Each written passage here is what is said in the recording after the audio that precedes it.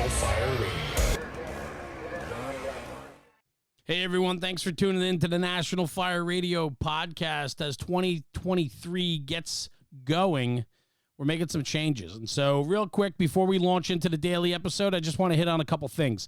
If you like what you're hearing, we appreciate the support. Please give us a 5-star rating on the audio players. It helps promote the podcast and get its popularity up. And I certainly appreciate all the effort that our community brings to the table in supporting us in the mission of National Fire Radio. Give us that 5-star review, subscribe, like the page, send us your comments. And this is the fun part about what we're doing this year. We created a new email address for you all to send us your thoughts, ideas, and comments or questions or concerns or hate or love or anything else in between. You can email us at podcast@nationalfireradio.com. What that email address will do is it will come as a direct line of source for information regarding the podcast. And so if you have anything that you want to hit us up about the podcast, sponsorship opportunities, ad reads, to questions, thoughts, and ideas, we're going to be rolling out a question and answer episode once a week, and it's going to be directly from the emails that are sent in to podcast@nationalfireradio.com. So take advantage of that. Send us your thoughts and ideas and questions, and we'd love to answer them on the air. And lastly, I just got to mention our website, nationalfireradio.com, is where you can get any of the swag that we're putting out. All of the merchandise that we sell goes right back to supporting the podcast and the National Fire Radio brand. We are super excited for 2023. We have a lot coming out, and I can't wait to share it with you all. Stay tuned. Thanks for tuning in. Now, the podcast. Our first sponsor of the podcast, Taylor's Tins. Taylor and his crew have been manufacturing helmet fronts, aluminum helmet fronts, since 2017. Over 200,000 plus shields have been manufactured by Taylor and his crew. Custom helmet fronts shipped within 24 to 48 hours. Whether it's one piece to a 500-piece department order, they'll get them out under 2 days. They're doing incredible work, 100% customizable product. Their product is top shelf. Not only are they doing aluminum helmet fronts, they're doing gas cards, playing cards, keychains, medical cards, and charts, pump charts, street signs, custom signs, banquet awards, you name it, they're doing it. Go to taylorstins.com, and if you do order, use this promo code, NFR sent me, all one word, NFR sent me, and you'll get 15% off at checkout. That's because we have a strong relationship and friendship with Taylor from Taylor's Tins. They've been a longtime supporter of the National Fire Radio platform, and I appreciate their support and friendship.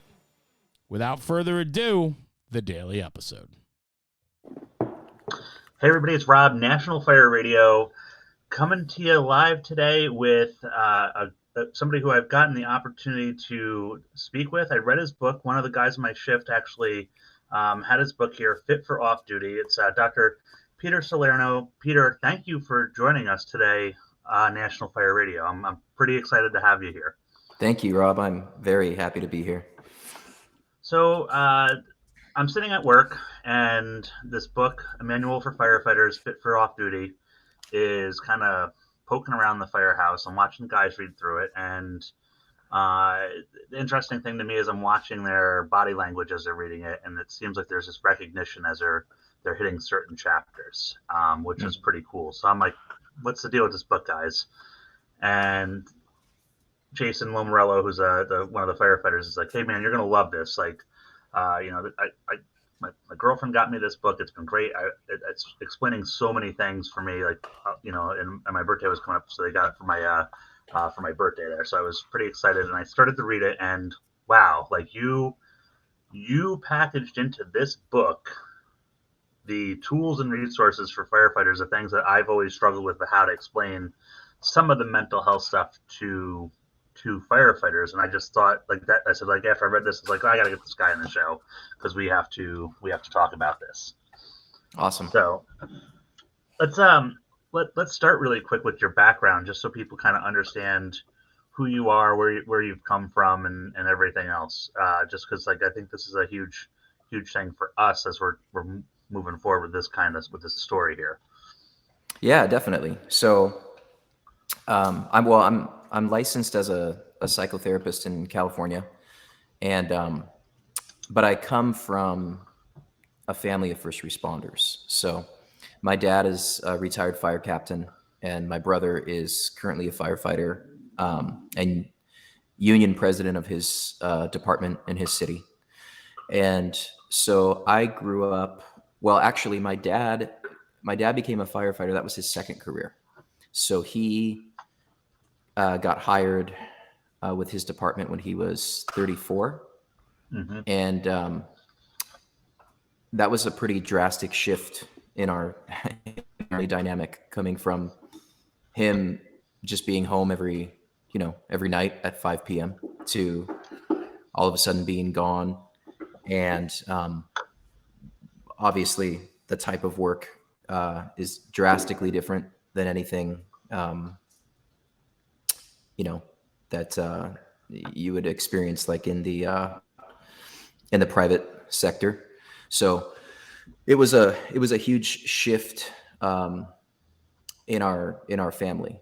And so it's no coincidence that I ended up in the line of work that I'm in. And one of the things that I'm really enthusiastic and passionate about is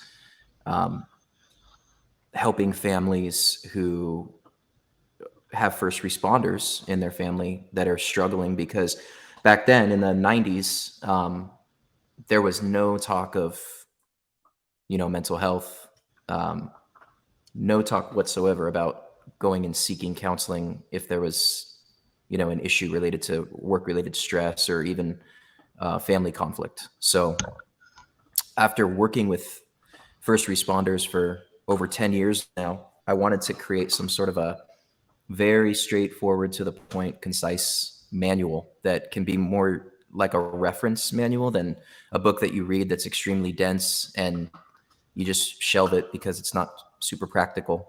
And to be honest, I had trouble finding one for my clients. So I started listening very attentively to what they were saying and what they were needing. And I decided to kind of, create my own. And so far I'm honored that it's proven to be extremely helpful for a lot of first responders. So I know that in the first responder world, especially with the fire department, the last couple of years especially, we've had a welcoming insight into mental health and starting to break down some barriers. And specifically, I think what's really led the charge is firefighter suicide, because we are losing more firefighters to suicide than we are line of duty deaths, unfortunately. But instead of us, kind of shelving it to the back, we're now talking about it, which I think is great. And the conversations keep happening more and more. And I kind of briefly spoke with you on the phone about Jeff Dill and the Firefighter Behavioral Health Alliance, and that was kind of my first introduction to how systemic this issue was in the fire service. But ultimately, it comes down to our own mental health and our own mental well-being as we're seeing these traumas and seeing the stuff that we see. And what I love about the start of your book is that old school mindset and how you kind of touch on that, because I feel like that's always the elephant in the room to start the conversation. Is like, hey, you got to be tough. Like, what do you expect to happen? Like, and there's these bad parallels, but then kind of how you roll into what trauma was. And if you don't mind touching on that a little bit, because I think I enjoyed in the book how you're able to go from the known to the unknown, of what we say in like the fire service world, right? But like you really started bringing in. So like let's kind of dive in on that a little bit and talk about this trauma and what it is that we're talking about. And it's not the trauma most 90% of us are going to be thinking about when it comes to like a really cool car accident or seeing the violence or something like that. Yeah. So in the book, I define trauma as basically any experience that overwhelms the nervous system, the autonomic nervous system, to the point where it pretty much can't operate the way it's intended to. And so trauma is really all about stressing out our autonomic nervous system. It has nothing to do with strength or weakness. It has nothing to do with, mindset. In fact, your brain shuts down. In that case, the thinking part of the brain shuts down. So it has nothing to do with any sort of resiliency in that regard. And I wanted to clarify that, so that when people experience something like that, something so overwhelming, that they realize that it's really just their biology. It's really just their body doing what it needs to do to survive in the moment. It has nothing to do with them, as a person or their character or strength or weekness. But essentially, that's what I wanted to highlight. Yeah. And this is kind of that when you talk about that trauma, then that overwhelming the autonomic nervous system. Like we've seen this before as first responders when like a building's on fire and somebody does something stupid, like they or not stupid, they put like they start putting stuff away, like, oh, the fire department's here, so I better tidy up before they come put the house out. Or when there's like I always think of Dane Cook with that, you're about to be hit by a car, but the words don't come out because everything's happening. It's so overwhelmed, and the best that you can go is and then bang, the incident happens. And there's a lot of times where we're like, hey, or even if we watch cheesy B horror movies, like, oh my God, why didn't they do that? Because everything's so overwhelmed that they just can't process that. And, exactly. And we've seen it. So like, this is a normal reaction to a very abnormal situation. It's an extremely normal reaction. It's what your body is intended to do in that situation. So, again, it has nothing to do with choice. Like the thinking part of the brain, the thinking functioning of the brain shuts down in those moments. So you're going to go on autopilot. You're going to do something or not do something depending on your survival response. Some people fight, some people flee, some people freeze. But yeah, that's a kind of a good example of tidying up when there's something catastrophic happening. It's because your body just sort of takes over and you just kind of do something automatically that you're not fully in control of. Yeah. So the importance of that, and that you said, understanding that trauma is because once and I was watching people with the book, once we have that like baseline definition, now you can start going into the other areas of the book, like and I said, like, I want to give the whole the kid and caboodle away because guys go out and buy this book. But no, like I know for me, the one thing that I really love was the trauma of the brain and understanding how the brain works and using that okay, like this is like a smoke detector, and when these things happen, it's like a smoke alarm notifying you that the house is on fire, and then how everything kind of hits into that. But what are some of the things that you've found as the author and somebody who is working in this profession that's been the most helpful in this book? Definitely, I think helping people detach from the idea that there's something personally wrong with the way they're functioning or reacting to a situation, and that it really is just a universal biological system that's taking place. It's our physiology. That alleviates, this idea of, I can't personally handle it, or I'm not as resilient as, other people that I work with. I think eliminating that stigma has been really, really valuable.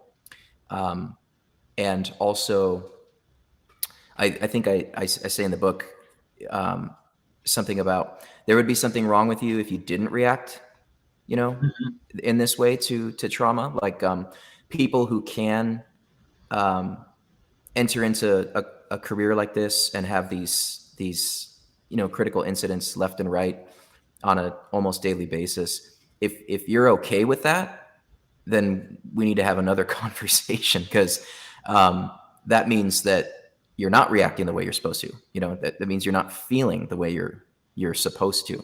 So I think when people realize that it's an adaptive response to an abnormal, situation, that alleviates a lot of the stigma associated with, with it being problematic, because it's not problematic. It's actually, it's how you survive. It's how you can survive a career. Yeah. Well, and so like one of the things that I know, I hit that just kind of, so many things came out, but like for me, like I've had intense flashbacks in the last couple of years. I actually put a post up on it one day because the neighboring department went for a infant not breathing. You know, it was a SIDS case, and I heard it. I wasn't even involved with this call, like not my fire department. Like just heard it on the radio. Walked out to the car. By the time I got to the car, was like couldn't get the key in the ignition. Like fine digital dexterity skill set gone. And I'm like, what is wrong with me? And like I made a joke if I was having a stroke, you know, and like got the key in the ignition, started the car, started driving down the road, and then like started to have that moment where I didn't like really like. I mean, I knew I was driving, but like then I had this very strong smell come over me of like that newborn infant, like that baby smell, you know, that only babies have kind of thing. And then just like a wall of emotion hit me. And I was like sobbing behind the wheel. I had to pull over and collect myself for a couple minutes, but like it was this like intense flashback of when I was 18 years old and had a SIDS death, and like you know everything came flooding back. Like I was on a roller coaster that I didn't buy a ticket for, for like 5 to 10 minutes probably, and I was just like okay, and then you know like talked about it, but like it was. I know for me, I've had a lot of experience in this you know, as far as being part of a critical incident stress debriefing team and just being involved in my own therapy, like I knew what was going on, but like to see you actually talk about it in the book as well is kind of like these things happen to us in our careers. We're going to have these flashbacks or these reliving moments, and kind of like what are some of the strategies that people need to know about just that aspect alone? Yeah, well, that's a great question. So if we don't know what's happening to us, we can't really intervene on it, you know, when it comes to trauma, because trauma hijacks our control system, our nervous system, in a way that we don't really get to decide how we're going to react. So a flashback is what a flashback essentially is you mentioned the smoke detector in the brain earlier. A flashback is a memory that's stuck in the amygdala, which is the smoke alarm of the brain. It's not cataloged in the archive file, let's say. So it's right there. And when you experience any sensory information, whether it's a smell, a taste, you know, sight, hearing, touch, that if the memory's stuck in the smoke alarm, the brain's telling you, well, this isn't resolved. We're not fully out of the woods yet. So a flashback is essentially a signal that something is kind of stuck where it's not supposed to be, and it needs to be moved. So the first way to intervene on something like that is obviously knowing what's happening, which is why I mention that stuff in the book. I want people to understand this is what's happening, and it's normal, but it's not ideal.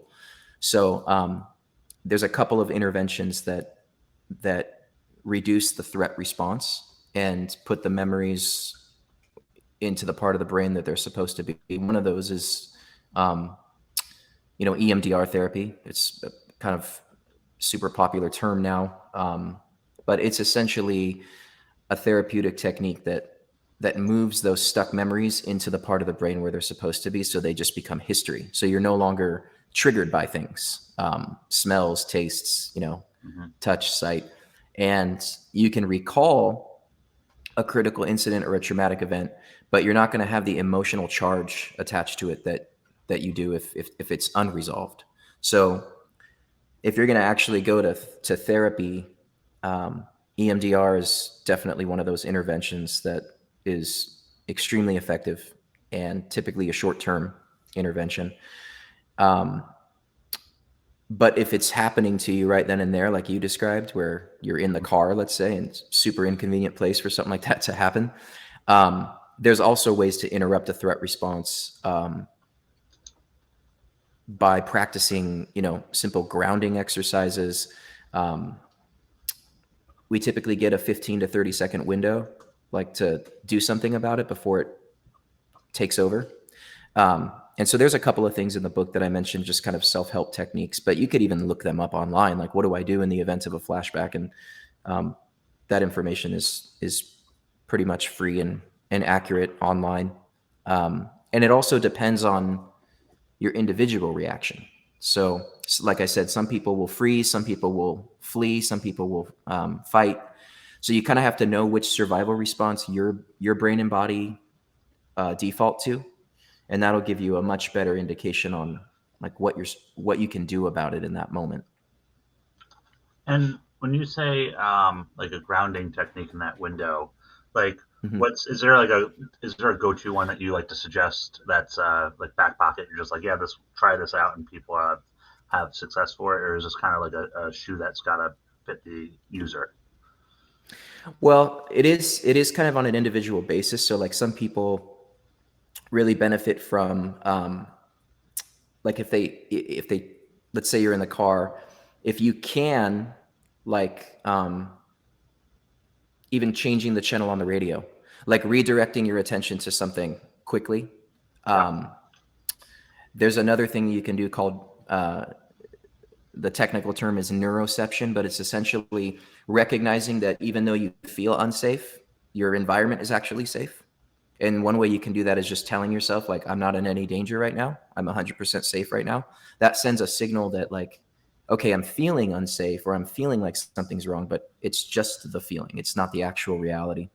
Um, Peter, some people, yeah. it's just real quick when you I know I've always like kind of said to myself like, hey, if I say it out loud, like, hey, I'm safe right now, like I'm not going through it, like everything's okay, like you're in your car, right? Like you're driving home, you just got off of work, and kind of talk that out. Like I'm I've just utilized it as saying to people like, hey, like by me saying it out loud, I'm taking ownership of what's going on, and it's kind of clearing up the static or the scramble that's happening upstairs in my head. So now that I've said it, like I might not feel 100% better, and I might still be in touch with those emotions, that emotional reaction that I'm having.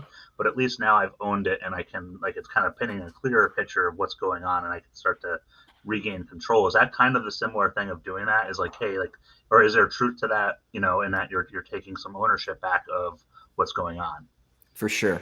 You're taking ownership, but another thing that's happening is you're hearing your own voice. And so your sensory information is shifting. The attention is being dedicated now to another sound versus just these thoughts and feelings in your brain and body.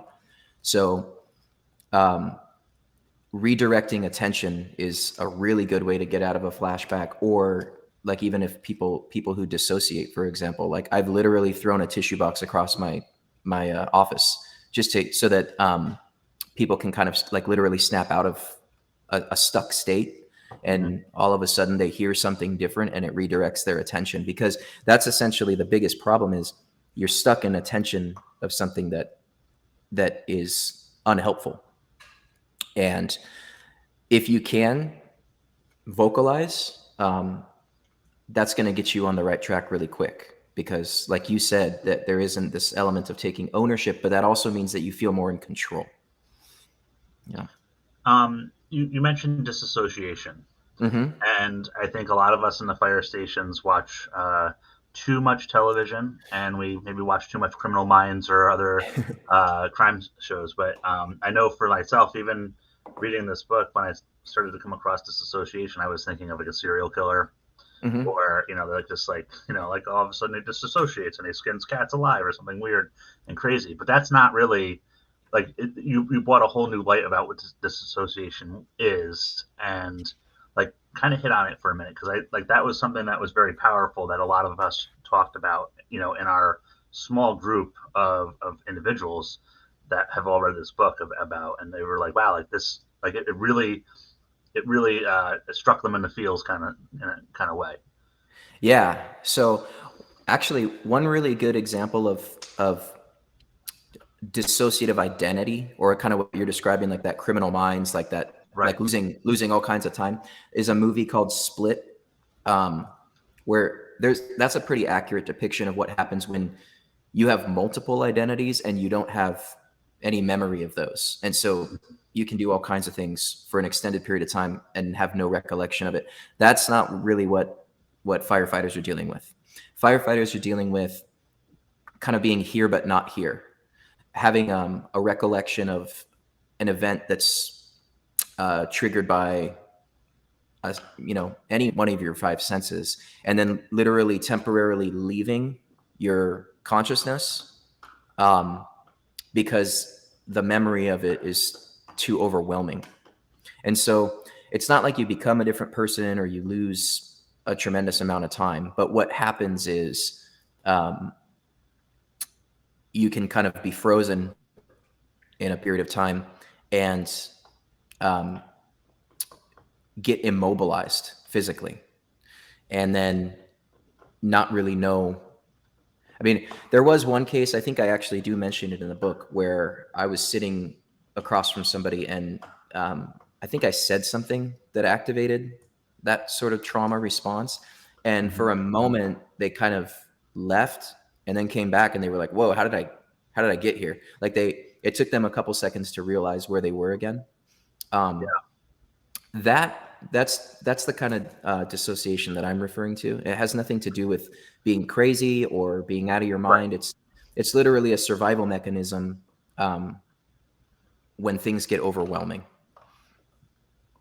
And I think, like I said, it's important for us to talk about because, like, you know, seeing it in the book, I was like, oh, where are we going? Like, where's this going? But then once I heard it in that way, I was like, all right, this makes sense. Like, I feel like I've experienced this in my career plenty of times. And like one of the things that I thought of is like when I come home from work and my wife is like, hey, like we need to do this, this, this, and this, and she's giving me a list of things, especially if it was either a busy night or something happened in the last.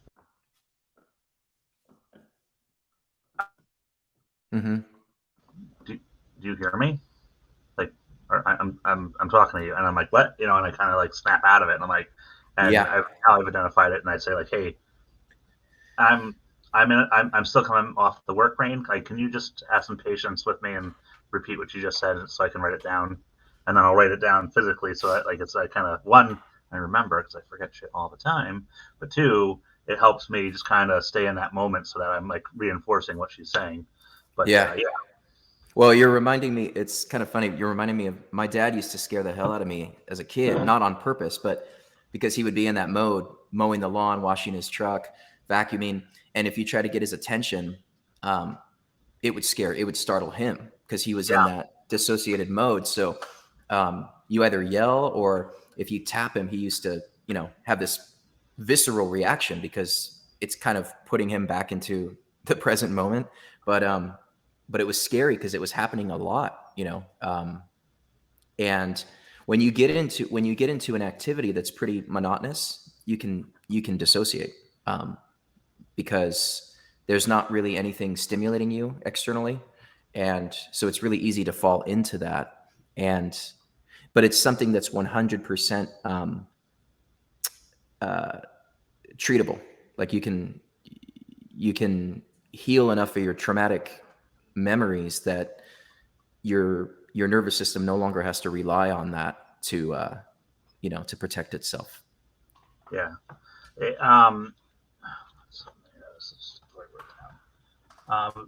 kind of skipping back a little bit, we talked about EMDR therapy Mm-hmm. and what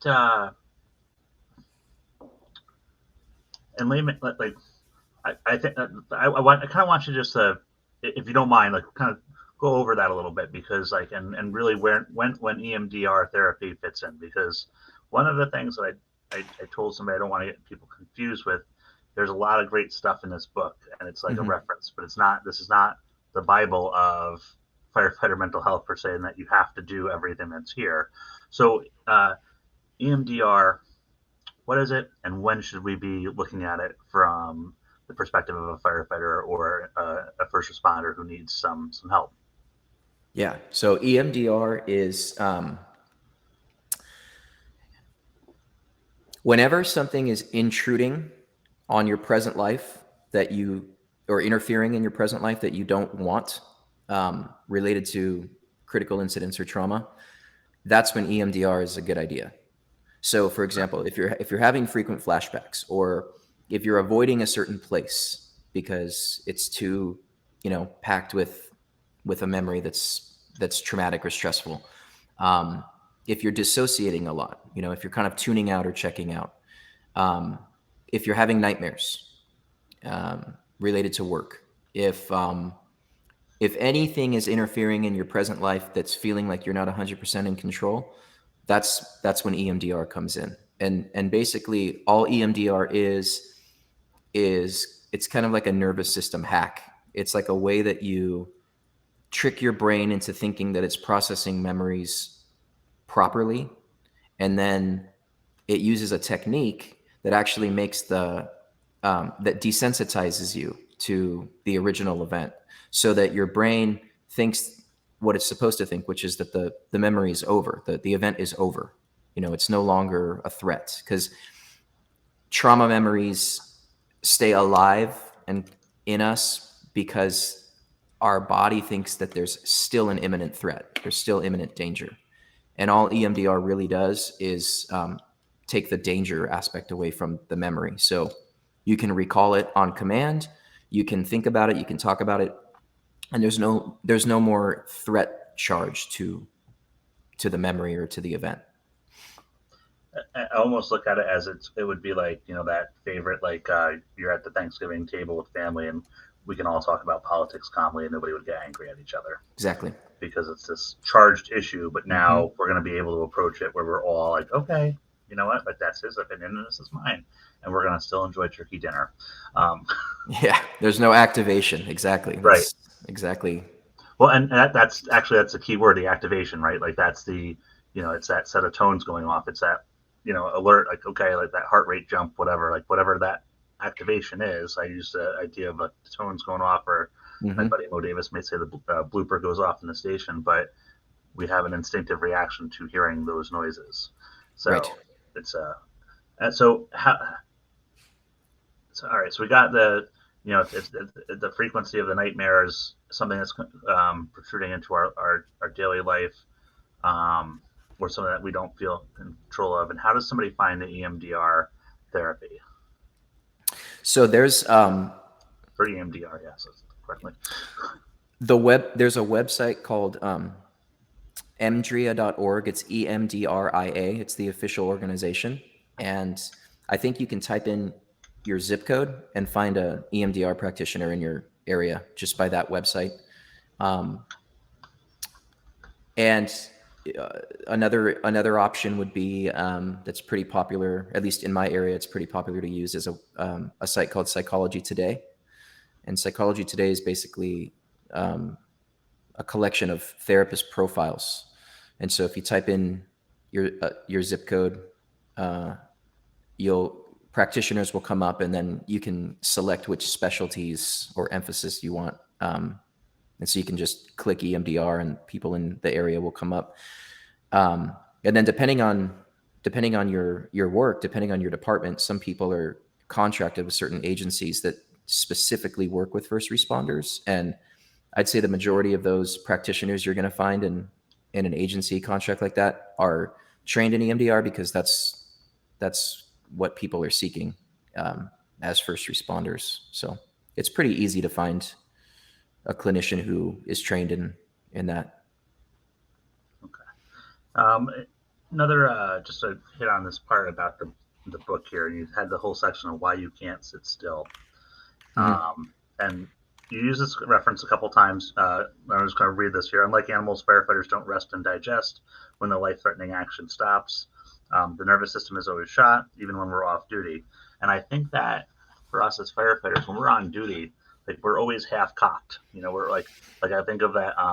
If you're a track and field runner, you're in the stirrups at the start of the race. Like you're always waiting for that shot to drop.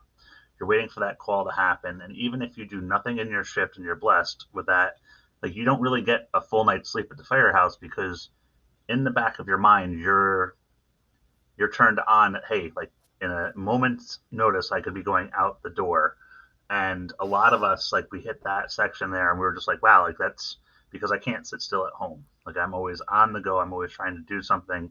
And even in my personal life, when I'm not on duty, I'm trying to solve a problem that's not mine to solve necessarily. Would you just kind of like, if you don't mind hitting on that a little bit, because I think that that's one of those things too that a lot of people suffer from, and it's just, or I don't want to say suffer, but they have to, it's a challenge they have to contend with. Yeah. So I would say from the academy, from whenever you started being trained or conditioned to deal with what you deal with, your nervous system is being recalibrated to operate in stressful situations intentionally so that you can survive those situations. But there is no off switch when you're off duty. Just because even though you're anticipating, okay, I'm off duty, so I'm not going to be contending with anything like that, your nervous system is already like hardwired to anticipate threats and function in high stress situations. And it doesn't just shut off because you're not working. So you kind of need to do that manually. You need to recalibrate your nervous system manually for like civilian life once you're retired, or on your off duty days. You have to intervene on your own nervous system basically, because it's not going to do it for you. It's going to keep you in that survival mode. And it's not a problem when you're on duty because, like, you need to, but it is a problem when you're off because you're not facing those experiences. So your body's working overtime when it's not going to use the stress hormones and the everything that's involved in that process. It's not utilizing them in a way where it's going to get the relief. So you're just on high alert, hypervigilant, extremely stressed out. Even if you're doing nothing, even if you're trying to watch TV, your body is kind of telling you, hey, like, we're gearing up for a fight here, and the fight doesn't come. So it's stressful on the body, and that can wreak havoc on all of the systems in your body if you don't know how to, and you wouldn't know how to because you're not taught how to. But if you don't learn how to actually shut down the nervous system when it's not being put to use, that's when people run into problems like anxiety and irritability, anger. Even I know that my own experiences I struggled relaxing on vacation. Yeah. Like the fact that I didn't have to, and when I finally decided to go on vacation for the first time, I took a cruise, and like somebody got hurt in front of me, and I immediately went into and I mean, rightfully so. Like, I don't regret that part, but instead of having like a drink with a umbrella in it, I was like, all right, who else is going to get hurt? And I had this bad luck of these cruises where I was just having to always be an EMT at some point, which I didn't. That didn't bother me because that's what I got. My part of my identity, I think, sometimes is helping others. Sure. But it took like probably the third time I went on like an actual vacation for myself. I started to actually, and I don't know how I did it, but I was just like, all right, this is okay. Like you've handled this, like, and now we're gonna go back to drinking Mai Tais and floundering around in the ocean. Like, but yeah, it was a very. I struggled with that myself personally, of having to turn it off, and I can't say I ever like really figured out what it was that I did differently, other than maybe I was just exhausted from being on alert all the time. But well, it's possible. I mean, there's a lot of things that happen. Like just being aware of how your body's responding can bring a lot of relief. Just the awareness that there actually is something going on. Because I think a lot of the things that take place in the life of a firefighter, they're gradual and subtle. Like my dad didn't just come home after his first shift and all of a sudden become really irritable. Like it was a progressive, gradual shift over time where you just start noticing the behaviors are different, the mannerisms are different, the consciousness, what he's paying attention to were different. And I was noticing that even like as a kid, but it's something that happens gradually over time. And then once you realize what's happening, there's a lot of relief in just knowing. It doesn't necessarily, not everything requires going to therapy, I guess is my point. There's a lot of things you can do on your own that can alleviate a lot of the stress that you're under. You talked before about being hypervigilant and kind of like the hypervigilance side of things, and that's a buzzword nowadays in the fire service. But in your own words, what is hypervigilance, and how does it affect the firefighters when they're off duty? Mm-hmm. So hypervigilance is pretty much perceiving threat in the environment when there's no threat, but your body is responding as if you are in danger. So it basically enhances and activates all of your senses to be really, really on guard because you're perceiving danger, or you're assuming that danger is really close by. So looking around a lot. It can even be feeling irritable, like in crowds, in public places, quick to anger. Hypervigilance can even look like people who are like sitting down and their knees are jumping up and down. They just there's no regulation in the system. And just kind of being like hyper alert, but not in a way that's cautious, in a way that's feeling threatened. You can be very cautious of your environment without feeling threat. And that's kind of what is the preferred kind of stance. Like even when you're on duty, you can train your nervous system to be very cautious without having to necessarily be like vigilant in a way that your system is thinking that something bad is going to happen. Right.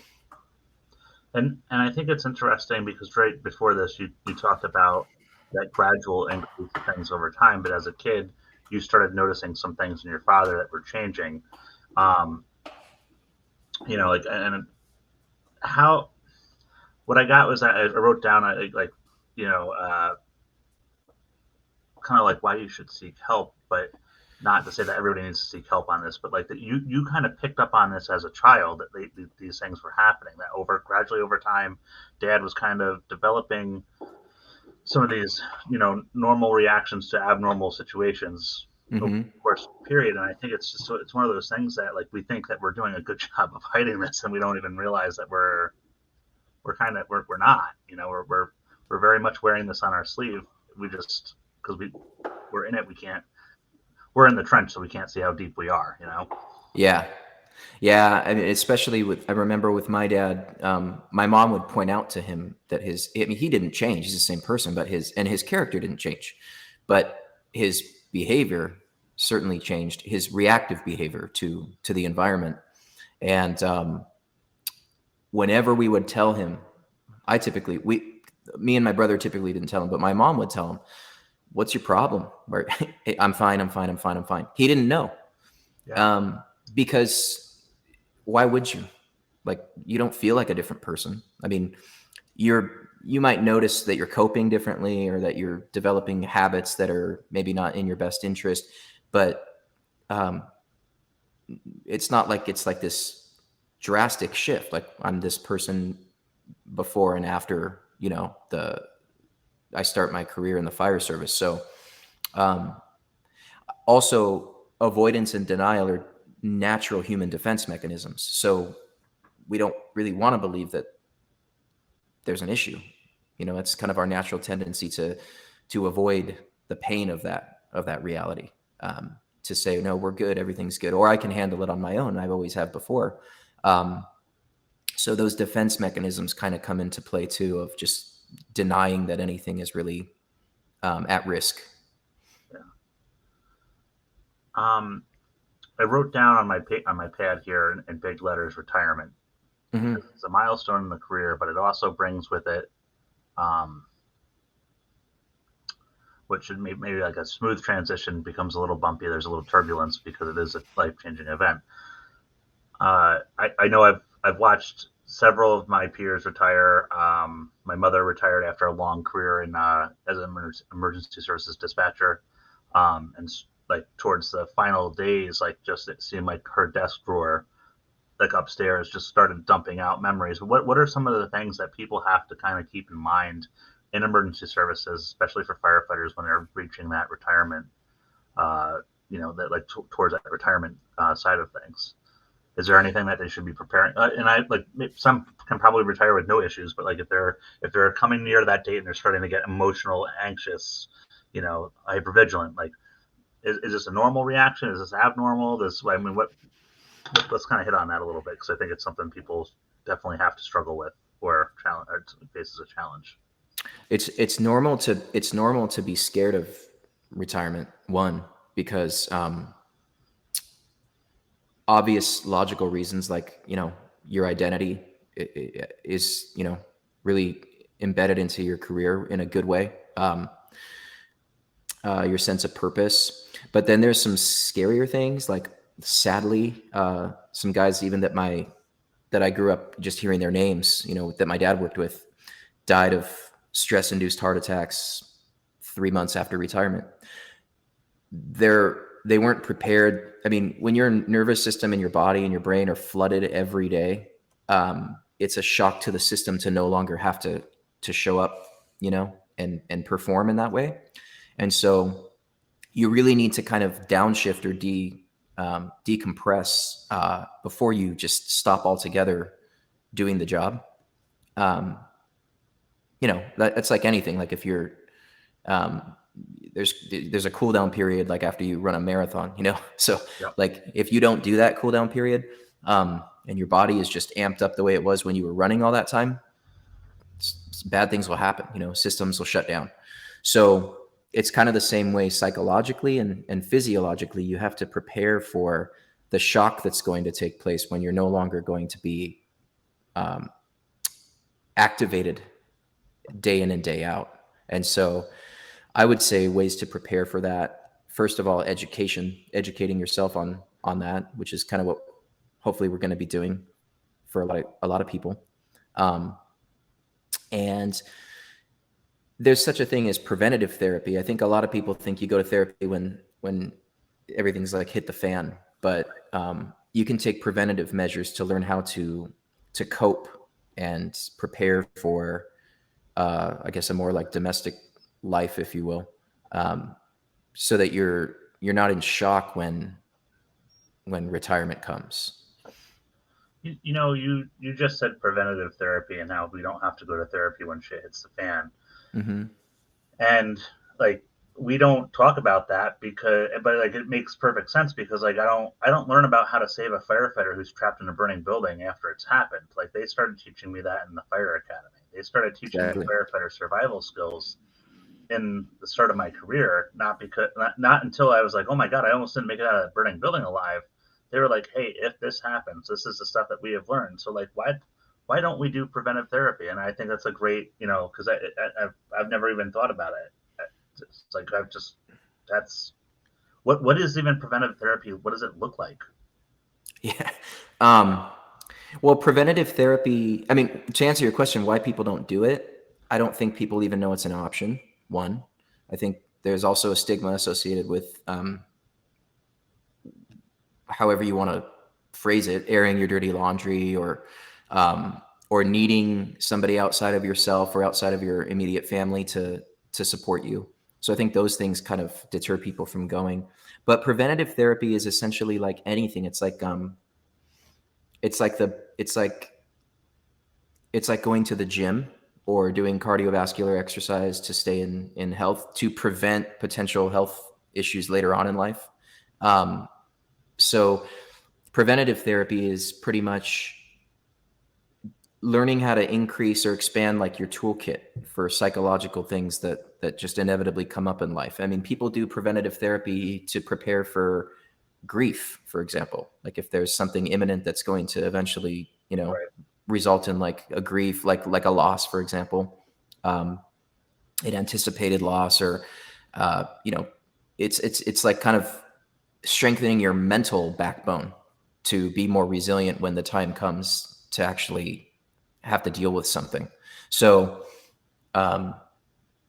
it's not necessarily calling somebody when there's an emergency, but sort of like calling somebody and saying, I'm anticipating that something, transformation, like a life transition, like retirement, moving, those things are huge. I don't know if this is still accurate, but I heard in school that, death, divorce, and moving are like top 3 traumatic events that you can experience. And you're exposed to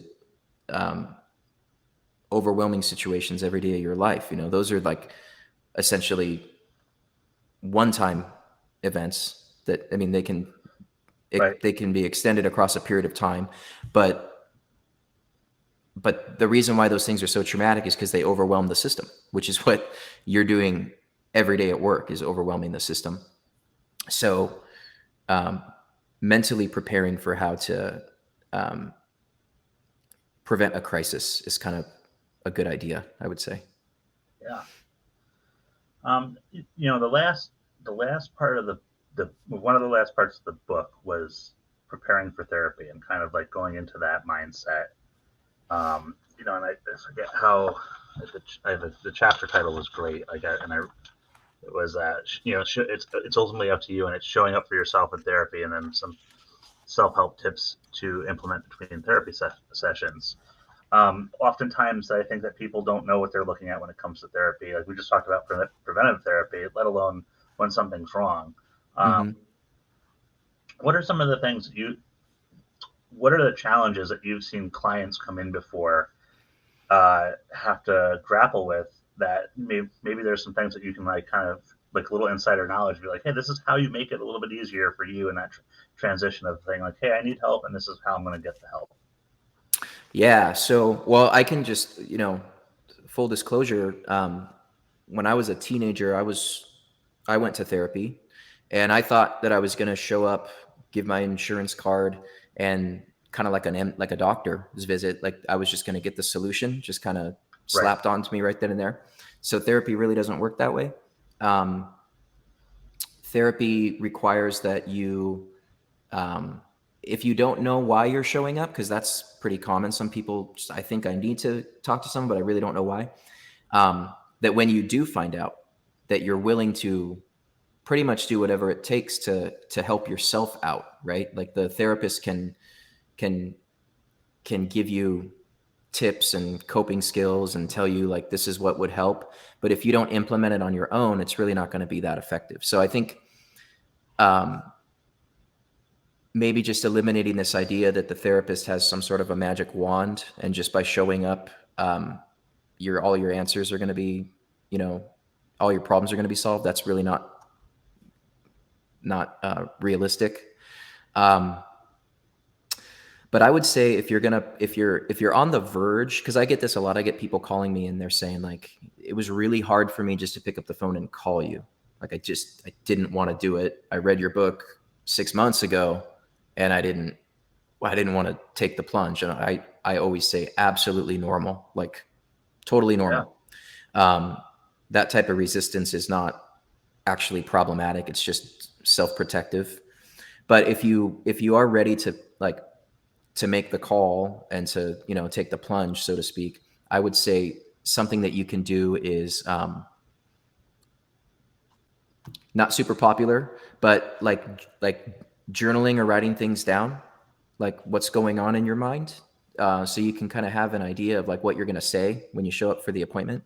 Hmm. Because again, it's not like, hey, my arm hurts, um, help, and the doctor's got, well, this, we'll take an X-ray. It's not like that. It's everybody is so unique, and even though you're experiencing the same things, your personal perception of it is going to be very unique. So you kind of have to lend a hand in that regard and tell the therapist, this is exactly how my life is problematic. These are the thoughts I'm having, or these are the behaviors that I'm exhibiting that I'm not really okay with, and so I kind of want some help figuring out how to eliminate those things. um, Sort of taking a mental inventory, I guess. Yeah. And then and we've been going on for like 15 minutes now here. Like, what are for yourself? Like, what are just like anything that we didn't touch on first and foremost with any of this that you want to get out that you feel is important? um, I mean, I would say I think it would be a good idea for people to, if you have the book, read it more than once, because nobody, even myself, people who've spent most of their lives in school, you can't read something once and retain it. So that's why I intentionally try to make the book as short and concise as possible, because I really want people to go back and reference it, um, like a manual. So if you've already read it, read it again, because you're going to learn something about yourself that you did not learn the first time around. And if you read it a third time, you're going to learn something about yourself that you didn't learn the second time around. Um, and expect that you're going to be resistant to some of the techniques in the book. It's our natural inclination to resist something that we don't know, or it's, to resist change. So I would say, if you're skeptical, like, give things a shot anyway, Mhm. and see how you feel. And then there's all kinds of ways to, like, reach out to a therapist. Like, you don't have to make a call. You can email. Some people have their personal numbers, so you can text somebody. You can talk to someone, like if they're seeing someone, and see what their experience was. But I would say don't hesitate to ask for help, because you're going to likely talk yourself out of it. Yeah, and you're worth it. Like, that's one thing I try to get out to people all the time that ask about, because I'm pretty open with everyone about my own struggles and my going to therapy and seeing a therapist and stuff like that. And like, you are 100% worth it, and the people around you are worth it. So, like, like when you said before about showing up to therapy and like having around about a plan of like what you hope to accomplish here, what you need to do. Like, it's kind of like showing up to it. Like, you buy the gym membership, but that's not going to make you lose weight. Correct. And like, you can show up and you can just be on an elliptical every day at the lowest setting and be like, hey, why aren't I getting the results? Because you haven't really set that groundwork out in front of you. So it's yeah. So what's next for Peter Salerno? What do you got cooking? What do you got going on? Yeah, I actually have, this coming March, I'm going to have another, a book published that has to do with attachment trauma. So, and actually, one of the reasons why I decided to write it was because a lot of the firefighters and first responders that I was working with, once they got in the door and talked about their work-related trauma, they realized that they had some unresolved childhood trauma that was equally contributing to the stress in their life. So this book is a little bit like less specific to first responders, but it's very relatable, because it talks about how your earliest attachments, your earliest bonding experiences, or lack thereof, contribute to the way you function in your present relationships with your friends, your family, your significant others, your children. And so it's a good kind of primer on like what to do if you have some unresolved things unrelated to your career. So I'm excited for that to come out. It's a topic I'm really enthusiastic about. So hopefully that'll be a helpful resource as well. Other than that, just, working in my private practice, and just looking forward to, I love hearing feedback about the book. So what was really cool is people reached out to me after you posted the photo of the book on Instagram, and they messaged me, and some people emailed me and told me what they liked about the book. And that's always really helpful, because if I don't get feedback, I don't know if it's helping. And so it means a lot when people tell me how it's impacted them. Yeah. And where can people get a hold of you and find you? So my email address is Peter at drpetersalerno.com. And then I have a website, drpetersalerno.com. And then I do have an Instagram, which is at Dr. Peter Salerno. And I highly appreciate it when people reach out. It's very exciting to hear that, something I wrote has helped somebody. So it means a lot when I hear from people.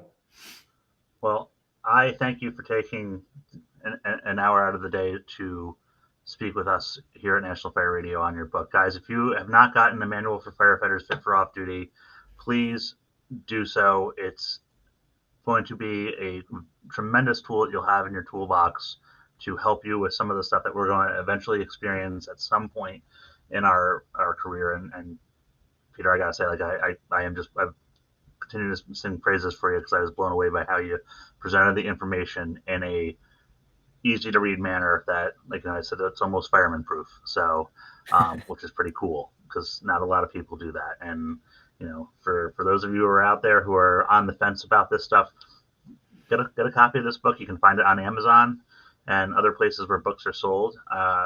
And check it out because I believe in it. So, Peter, thank you so much for being on. Stick around for a minute when we're done here. And yeah, is there anything else I missed? No, that's it. I just thank you very much for having me. I appreciate it. Alrighty. Well, everybody, this is Rob, National Fire Radio, with Dr. Peter Salerno with a manual for firefighters fit for off duty. Find it on Amazon now. Go pick up the book. Read it a couple times. You're going to learn something about yourself. This is Rob, National Fire Radio.